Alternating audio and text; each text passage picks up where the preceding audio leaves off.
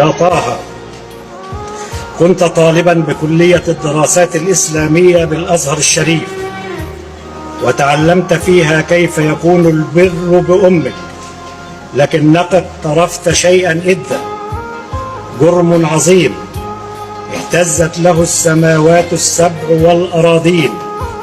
فقتلت نفسا بغير حق، ألا وهي أمك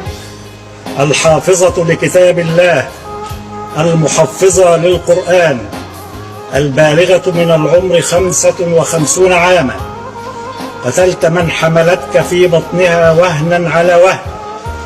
فحملتها أنت بعد أن قتلتها إلى حفرة، أرضعتك من ثديها متمنية لك الحياة لكي يشتد عودك وتكون سندا لها عند هرمها، فكان جزاؤها منك الغدر والخيانة، وأطبقت بكلتا يديك على عنقها قرابة 10 دقائق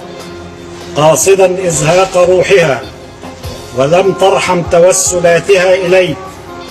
وهي تتصايح بصوت خفي: سيبني يا طه وأنا هعمل لك اللي انت عايزه. فصار قلبك كالحجارة أو أشد قسوة. أطعمتك بيدها وأنت طفل صغير، وعلمتك الحب، فلما اشتد عودك وصرت شابا يافعا تمنيت أنت لها الموت، فقابلت برها وخوفها عليك ونصحها لك في اختيار شريكة حياتك الزوجية بكل جحود ونكران، فوسوس لك شيطانك أن الخلاص من فاطمة أمك بإزهاق روحها هو الطريق الوحيد لزواجك بفتاة من فتيات الليل،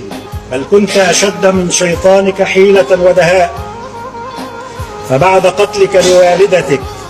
أرسلت من هاتفها عدة رسائل لأشقائك البنين والبنات،